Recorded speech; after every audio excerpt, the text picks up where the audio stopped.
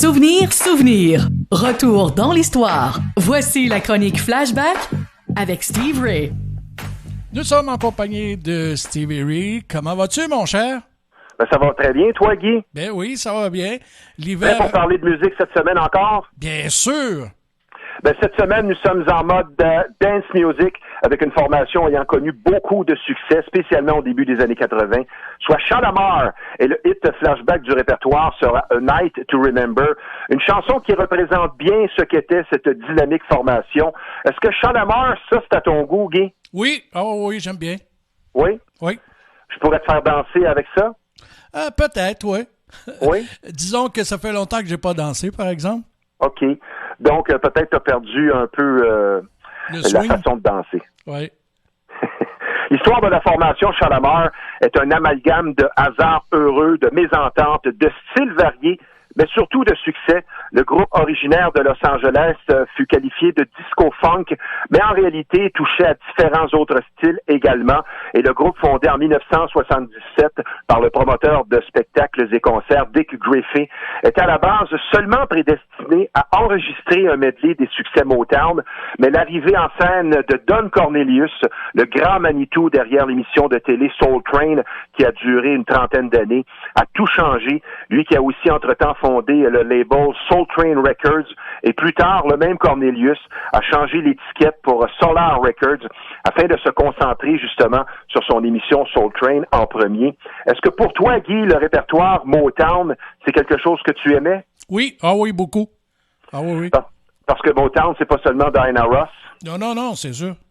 Il y a vraiment beaucoup de groupes et de chanteurs et chanteuses représentant cette mode à l'époque. Et la formation Shalamar a vu son alignement modifié plusieurs fois, mais c'est surtout quand le chanteur Howard Hewitt, accompagné des deux danseurs recrutés de Soul Train, soit Jeffrey Daniel et Jody Watley, qui formaient un couple, que le succès fut le plus présent, et Shalamar était très apprécié partout sur le globe, mais surtout en Angleterre, et perçu à ses débuts plus comme groupe dont l'influence sur la danse et la mode arrivait en premier. Mais avec les hits qui se sont multipliés, l'opinion publique s'est rendue vite à l'évidence que Shalamar était non seulement dynamique et talentueux, mais comme on le dit, pour de vrai. Est-ce que tu trouves parfois, Guy, que les préjugés sont forts dans le domaine de la musique, qu'on va catégoriser un artiste, alors qu'en réalité, il peut aller dans des styles variés? Oh oui, ça existe encore aujourd'hui, hein? Beaucoup. Oui, je pense peut-être aussi beaucoup du côté de la musique québécoise. Oui, c'est vrai.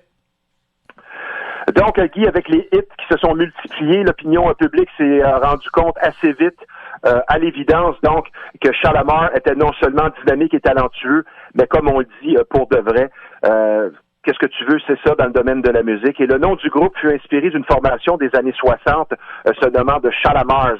Et des poursuites juridiques ont aussi suivi leur arrivée avec ce nom.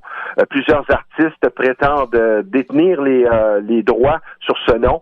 Et ils ont été dans des poursuites juridiques contre Shalamar. Et moi, je réponds à ça, ouais, puis quand même qu'on a des noms qui se ressemblent, je pense que ça change pas grand-chose sur le succès qui va suivre par la suite. Je pense qu'on en fait tout un plat. C'est quoi ton opinion là-dessus, Guy? Je pense la même chose. Oui, t'as raison. Je veux dire, quand même que tu as un nom de groupe qui ressemble. Oui. Comme s'il y avait un animateur qui s'appelle Guy Bissonnette. C'est ça, oui. Le premier grand succès fut The Second Time Around, un tube délicieux de l'album Big Fun de 1979, une révélation pour les propulser vers le haut. Et par ailleurs, comme plusieurs autres groupes, beaucoup de tensions au sein de Shalamar au fil des années pour plusieurs raisons. Et dès le départ, après leur première tournée, les membres furent informés qu'ils ne seraient pas payés et que l'argent généré par la tournée serait réinvesti dans le prochain disque, ce qui a évidemment créé d'énormes remous. Mais c'est souvent le cas dans le monde de la musique quand les agents d'artistes cachent ou désinforment leurs protégés, aidés par des maisons de production avides d'argent. Ça serait quoi ta réaction, Guy? Tu pars en tournée? Tu fais ton travail, on t'annonce que tu ne seras pas payé. Mais apparemment que les années passées, c'est comme ça que ça se faisait. Mais aujourd'hui, oublie ça, là. Aujourd'hui, je pense que ça serait difficile de faire passer ça dans la gorge d'un artiste parce que effectivement, à l'époque, ça s'est vu. Mais pas tant que ça, mais ça s'est vu effectivement, oui. Imagine avec le coût de la vie qu'il y a aujourd'hui, en plus. Bon, il y aurait beaucoup de sandwichs au beurre d'arachide qui se mangeraient. Écoute, c'est pas tout le monde qui fait du bénévolat, hein? Oui, exactement. Le trio d'origine de Shalamar a produit 5 albums à succès ensemble et autre problème créant des tensions au sein de notre groupe de la semaine est survenu quand Jody Watley et Jeffrey Daniel se sont séparés mais demeurés tout de même associés au groupe. Le tout ne fut évidemment pas facile. Dans une autre chronique, on a parlé du fait de mélanger les deux comme ça, le professionnel et le personnel, mais de vivre une séparation et de poursuivre l'aspect professionnel. Qu'est-ce que tu penses de ça? Ça doit pas être facile. Très dur pour pratiquement te dire impossible, mais on doit mettre de l'eau dans son vin, puis beaucoup d'eau. Oui, disons un petit peu, oui. Après la séparation, Jeffrey Daniel tomba alors dans les bras de la réputée chanteuse Stephanie Mills, qu'il maria pour divorcer seulement 1 an plus tard. Ça, j'ai toujours trouvé ça un peu triste, de voir des gens qui s'aiment assez pour se marier, peut-être un peu trop vite, pour finalement divorcer 1 an après. C'est vrai. Je sais pas qu'est-ce que tu penses de ça, Guy? Je ne sais pas c'est quoi le phénomène. 1 an plus tard, tu l'aimes plus. Je comprends pas ça. Peut-être parti en peur un peu trop rapidement aussi. Oui, sûrement ça. Et concernant ce même Jeffrey Daniel, un fait important, historique même, il fut lors d'une prestation télédiffusée le premier à présenter sur scène le fameux Moonwalk, qui au départ était connu sous le vocable backslide, lui qui était un danseur de grand talent, comme en témoignent aussi ses collaborations à ce niveau avec Michael et Janet Jackson. Je pense que si tu es employé en tournée et en chorégraphie par ces deux icônes, c'est une belle reconnaissance. Oh oui. Et par ailleurs, Shalamar a longtemps employé l'excellent chanteur comme choriste, on dit back vocals dans le milieu, en tournée, Jermaine Stewart, de qui on se rappelle le succès We Don't Have to Take Our Clothes Off. Et concernant justement une parenthèse sur Jermaine Stewart, il est décédé du sida à l'âge de 39 ans en 97. Il n'avait même pas de pierre tombale pendant près d'une vingtaine d'années jusqu'à ce que quelqu'un dise « moi, je vais m'en occuper ». Donc, il est passé de la célébrité à rien du tout. C'est vraiment spécial, tout ça. Imagine. Attardons-nous maintenant surtout à Jody Watley, celle qui semblait transformer en or tout ce qu'elle touche. Au départ, tel que mentionné, elle était danseuse engagée par l'émission Soul Train à seulement 14 ans. Elle qui est née à Chicago en 1959. Avant de voir sa famille déménager à Los Angeles, ce qui l'a grandement aidé dans sa carrière. Et la liste des artistes ayant connu autant, sinon plus, de succès en solo qu'avec leur précédent groupe, qui lui-même fonctionnait à plein, n'est pas très longue, et Jody Watley en fait assurément partie. Les honneurs et les hits, dans son cas, se sont succédés à un rythme effréné dès 1987, quand elle décida qu'elle en avait assez de Shalamar et a entamé sa carrière solo. On lui doit notamment Looking for a New Love en 1987, une véritable bombe pour les pistes de danse, aussi Real Love et Don't You Want Me. Et sa carrière solo fut vite récompensée, elle qui remporta en 1987 un Grammy à titre de Best New Artist. Je pense que ça commence bien, Guy. Ça me fait penser à un joueur de hockey qui remporte la Coupe Stanley dès sa première saison. Hey, c'est vrai, hein? C'est une bonne... Étrangement, moi, ça me fait penser à ça. Ah oui, c'est une bonne... c'est bon parallèle. Un bon comparatif. Oh, ouais. Maintenant, pourquoi Jody a-t-elle quitté Shalamar, une formation qui était pourtant au pinacle de son œuvre? Et vous l'aurez deviné, suite à une autre tension créée par une dispute au sein du groupe, un soir très tard, en face de l'hôtel Blake, en Angleterre, en tournée, une vive dispute éclata entre les membres Howard Hewitt et Jeffrey Daniel, durant laquelle Howard lança à Jody qu'elle n'était et ne serait jamais rien sans Shalamar, et à ce moment, les dés étaient joués.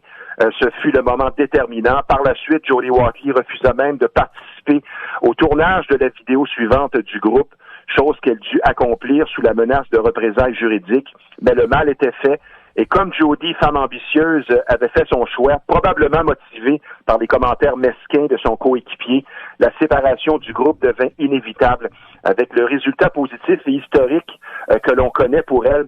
Est-ce que toi, ça peut te motiver des commentaires, des remarques désobligeantes? Oh que oui, ça m'est déjà arrivé et ça m'arrive encore aujourd'hui.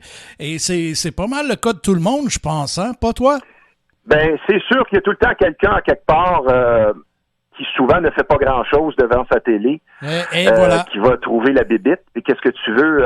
Ça fait partie, je pense, du métier en quelque part. Oui, ça fait partie de l'être humain aussi. Oui, surtout, oui. C'est bien dit. Et la meilleure des revanches, une morale, disons, dans la vie, est de répliquer par le succès sans broncher. Et je pense que certaines personnes, parfois, vont vivre ça, des déceptions. On connaît des gens, parfois, dans notre entourage qui ont vécu ça, nous-mêmes.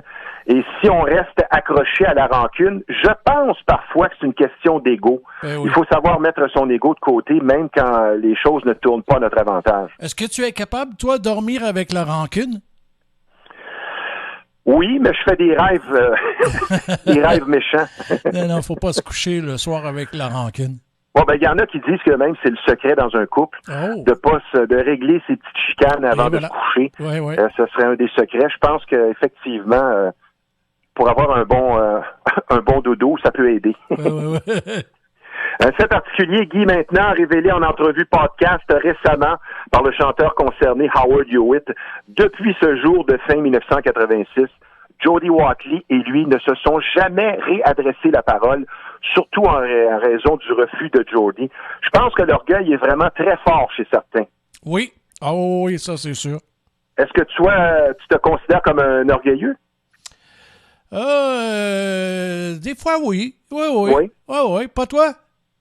Ben c'est sûr, c'est parce que il faut, je pense, voir la différence entre orgueil et fierté. Oui, l'orgueil, c'est quand, exemple, tu es dans la revanche. Oui, c'est vrai. Tu veux te venger. Il y a des gens parfois qui vont se servir des réseaux sociaux pour justement pour faire ça. Je pense que c'est pas parce que tant que tu restes dans le négatif, tu vas pas créer du positif. Qu'est-ce que tu veux? Oui, et dans ce temps-ci, il y en a beaucoup de choses sur les réseaux sociaux. Alors, qu'est-ce que tu veux? Il y a des gens, ça leur sert surtout pour se défouler. C'est pour ça qu'on dit qu'il faut bien réfléchir avant d'écrire ou dire quelque chose. Oui. Puis en plus, c'est bourré de fautes des fois. Qu'est-ce que tu veux? Voilà. Donc, Jody Watley, elle qui était la fille d'un pasteur qui était dans le domaine de la musique, très jeune, elle côtoyait des icônes telles que Joe Tex ou Sam Cooke, ce qui l'a évidemment inspirée. Elle a toujours rêvé d'une carrière artistique, elle qui fut aussi modèle et révéla en entrevue ses prémices de la vie plutôt simples, mais combien importantes.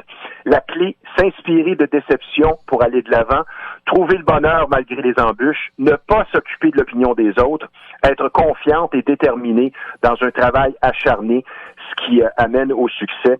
Je pense que c'est difficile à argumenter, ça, comme ligne de pensée, Guy. Oh oui, beaucoup.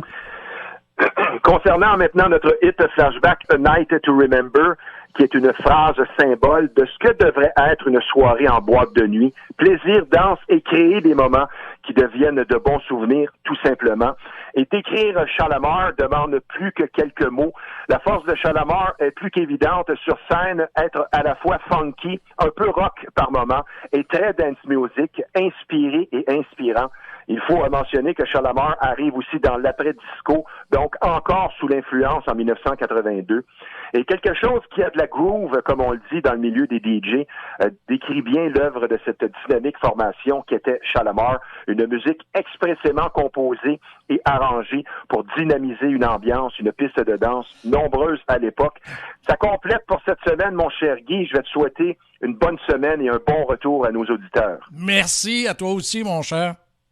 Allons donc savourer notre tube de flashback de la semaine de leur 6e album de 1982 et numéro 44 sur le US Billboard. Voici la colorée formation Shalamar et leur succès inoubliable A Night to Remember. Et je vous rappelle que vous écoutez un retour pas comme les autres avec votre ami Guy sur les ondes de CKVL 100,1 FM.